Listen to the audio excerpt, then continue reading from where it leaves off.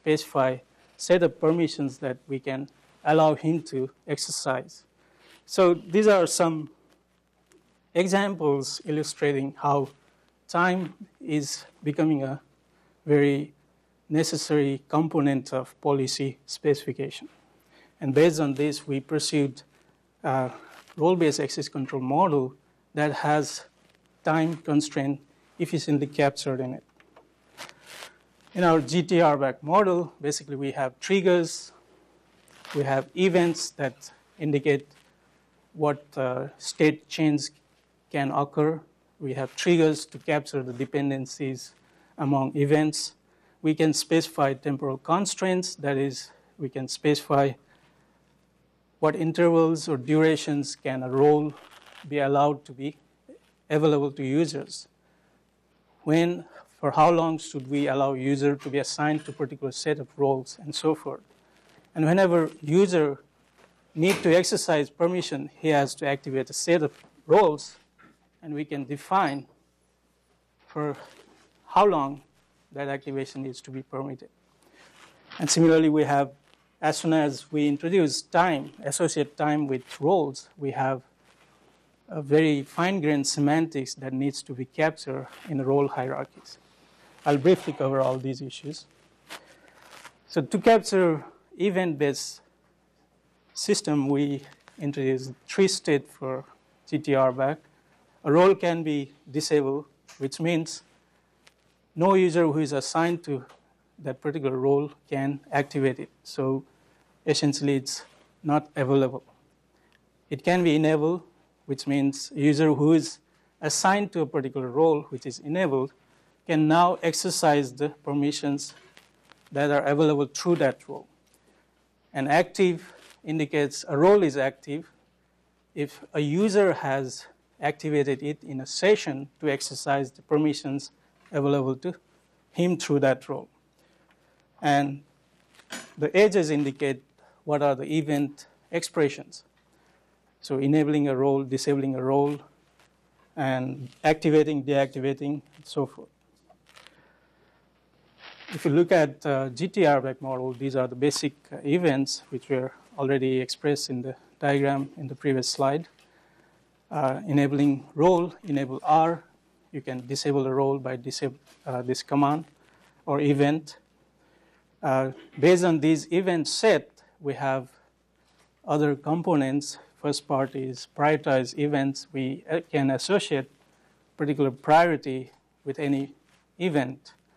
And then we also have many status predicates to capture the state of particular component of RBAC. For example, enable R to capture whether role R is enabled at that time or not.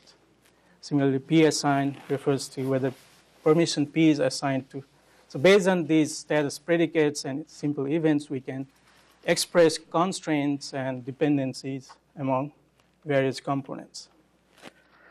Trigger expressions are basically of this form. You can have number of events expressed as precondition to let some other event, for example, in this case, PRE, to take place if some other events, E1 to En, has taken place.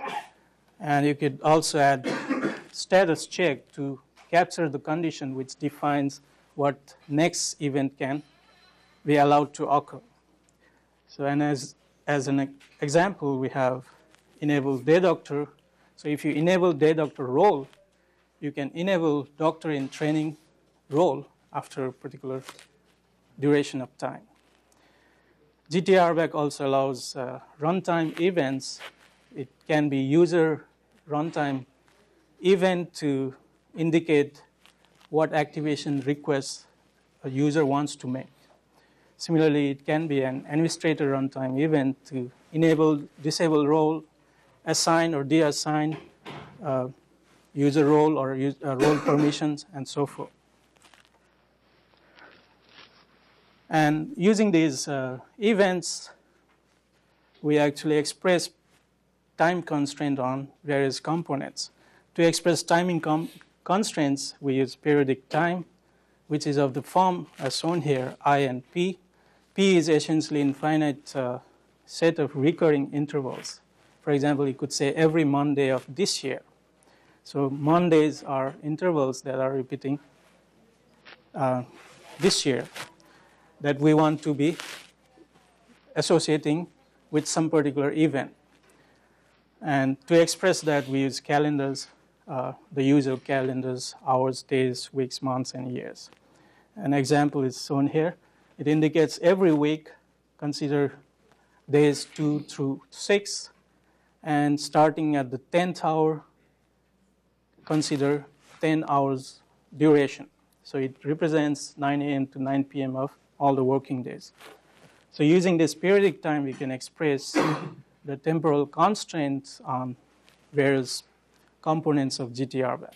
For example, in the first one, we are saying starting 2001, January 1st, enable day doctor in daytime.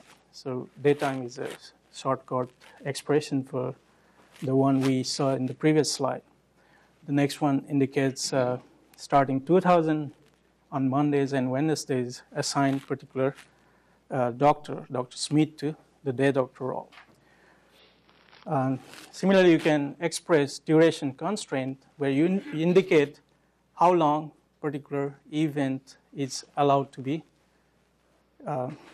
valid. For example, you have 5 hours enabled the doctor in training, which indicates that the doctor in training role needs to be allowed only for, enabled only for 5 hours. But when you specify duration constraint, you need to have an associated trigger to enable, actually enable the doctor in training role. So in the next one, you see activate day doctor with Smith enables doctor in training after 1 hour. So if Dr. Smith activates day doctor, then doctor in training is enabled, but because of the duration constraint, it is enabled only for 5 hours.